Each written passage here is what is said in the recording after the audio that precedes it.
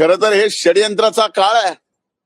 आता या षडयंत्रामध्ये आम्ही होतो, आमच्या विरोधात आता जे जे षडयंत्र करणार आहेत ते एका बाजूला होत। माझ्यासारख्याच अतिशय खडतर आणि संघर्षातून इथपर्यंत आलेलं एक कार्यकर्ता म्हणून अस्तित्व संपवायचा जे काय प्रयत्न चालू होता तो या ठिकाणी माननीय उच्च न्यायालयाने आणि माननीय लोक आयुक्तांनी या ठिकाणी दिलेल्या निकालामुळं खरंचे खरं खोटंचे खोटं आज महाराष्ट्राच्या जनतेच्या समोर आलंय, आपल्या सुद्धा समोर आलंय। सत्य हे जिंकत असतं हे पुन्हा एकदा न्याय व्यवस्थेने न्याय देऊन या ठिकाणी दाखवून दिलाय। आपणच सांगा की त्यांनी केलेला एक तरी आरोप या राज्याच्या किंवा सर्वोच्च न्यायालयामध्ये एक तरी आरोप त्यांचा खरा ठरलाय का? जे आरोप केले त्याचे खोटे पुरावे द्यायचे। आता हे जर कोर्टात लक्षात येत असेल तर समजून घ्या की माझ्या बाबतीमध्ये किती मोठं षडयंत्र होतं। रोल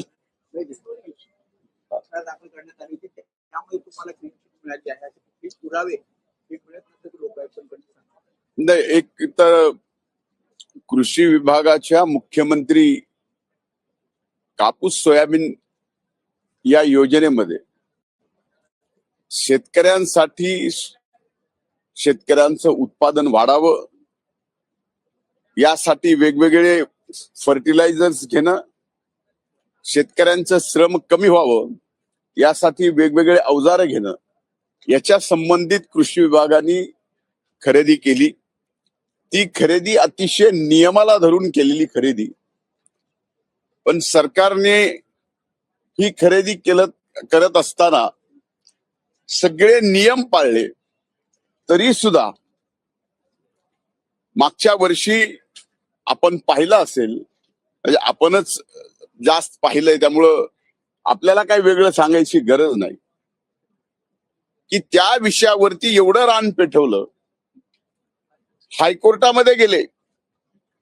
हा स्कॅम किती मोठा आहे हे हायकोर्टामध्ये खोटे पुरावे देऊन त्यांनी दाखल केलं, पण हायकोर्टाने सुद्धा माननीय हायकोर्टाने याबाबत स्पष्ट सांगितलं की खोटे पुरावे देऊन हे प्रकरण तुम्ही स्कॅम म्हणून कोर्टात आणताय, त्यासाठी तो निर्णयही आमच्या बाजूने दिला आणि हायकोर्टाने त्यांना 1 लाख रुपयाचा दंडही त्या ठिकाणी केला।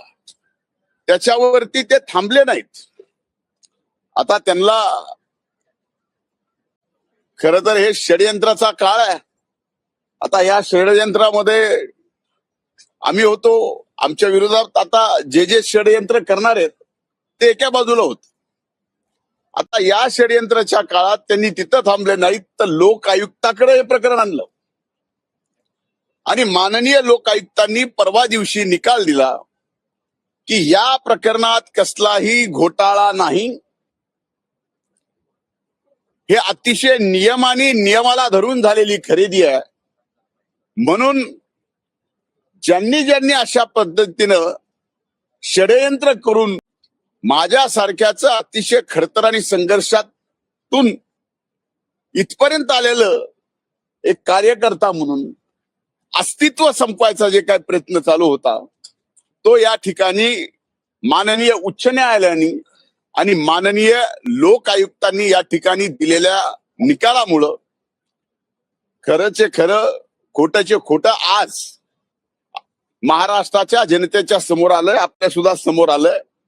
मी माननीय उच्च न्यायालयाचे, माननीय लोक आयुक्तांचे या ठिकाणी मनापासून आभार व्यक्त करतो आणि शेवटी सत्य हे जिंकत असतं हे पुन्हा एकदा न्याय व्यवस्थेने न्याय देऊन या ठिकाणी दाखवून दिलाय।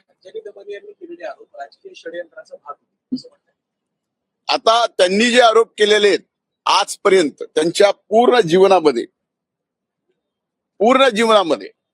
मग माननीय खडसे साहेबांवर केले असतील, माननीय अजितदादांवर केले असतील, माननीय तटकरे साहेबांवर केली असतील, माझ्यावर केली असतील किंवा आणखीन अनेक जणांवर, आपणच सांगा की त्यांनी केलेला एक तरी आरोप या राज्याच्या किंवा सर्वोच्च न्यायालयामध्ये एक तरी आरोप त्यांचा खरा ठरलाय का?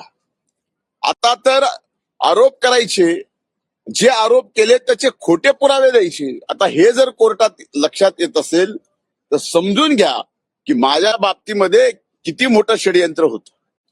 आजही या ठिकाणी षडयंत्र चालूच आहे.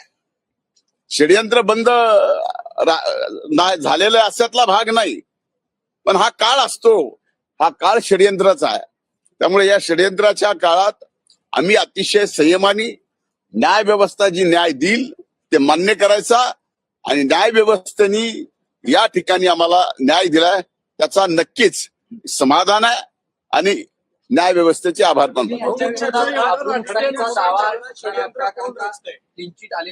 एक आता दावा कुणावर ठोठवावा हा सगळ्यात मोठा प्रश्न. एकाने आरोप केला, तो आरोप किती वेळ दाखवावा, ज्यांनी केला त्याच्यावरती ज्यांनी दाखवावा तो किती वेळ दाखवावा. मीडिया म्हणून त्या आरोपाची तपासणी सुद्धा जर्नलिझम मध्ये आपण करणं हे आवश्यक असावं असा माझं मत आहे. कदाचित ते चुकीचं असेल, पण मला या बाबतीत उच्च न्यायालयाने आणि लोक आयुक्तांनी जो न्याय दिलेला आहे त्याच्यावरती मी समाधानी आहे.